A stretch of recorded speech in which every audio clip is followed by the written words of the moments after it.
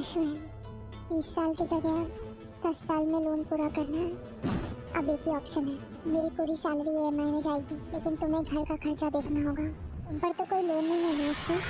जी मुझे नहीं करनी कोई एक्शन। राशि को यहाँ स्टेज पर मैं लेकर आया, उसका कॉन्फिडेंस वापस लाने के लिए मुझे ही कुछ करना पड़ेगा। दीप्ति और अश्विन जिस फ्लैट में रह रहे थे वो फ्लैट दीप्ति खरीद रही थी, जिसके बाद दीप्ति ने पुष्पा से सलाह लिया तो पुष्पा ने दीप्ति को वो फ्लैट खरीदने के लिए बोल दिया था। दीप्ति को पहले 20 साल की किस्तों में फ्लैट के पैसे देना था, लेकिन अब वही फ्लैट 10 साल की हो गई है, जिसके बाद दीप्ति की मुश्किल बढ़ जाएगी, क्योंकि सारे पैसे अगर दीप्ति की किस्तों में ही चला जाएगा तो वो घर कैसे चलाएगी, खुद का खर्चा कैसे उठाएगी। दीप्ति अपने बॉस को फ्लैट लेने से मना करती है, लेकिन उसका बॉस बोलता है कि तुम आगे आकर पहले ही फ्लैट ले चुकी है और अब पीछे नहीं हट सकती हो। जिसके बाद दीप्ति अपने बॉस से बोलती है कि किस्तों की रकम थोड़ी कम करवाने के लिए, लेकिन दीप्ति का बॉस बोलता है कि ऐसा तो हो नहीं सकता है, लेकिन कोशिश कर सकता हूँ। दीप्ति फ्लैट के चक्कर में जब से पड़ी है तब से उसके साथ बुराई हो रहा है। पहले उसे चौल छोड़कर फ्लैट में जाना पड़ा, अब वही फ्लैट जब वो ले रही है तो उसे भारी किस्तें चुकानी पड़ रही है। अब क्या करेगी दीप्ति, कैसे छुड़ाएगी उस फ्लैट से पीछा? एक तरफ दीप्ति मुसीबत में फंस चुकी है और दूसरी तरफ पुष्पा भी फंसने वाली है मुसीबत में। अश्विन के सर पर भी 50 लाख का बोझ है, पुष्पा के घर में आने वाली है बहुत बड़ी मुसीबत, जिसमें घिरेंगे पुष्पा, दीप्ति और अश्विन। अगर इस बार कोटक ने पुष्पा से पंगा लिया तो पुष्पा कोटक को छोड़ेगी नहीं।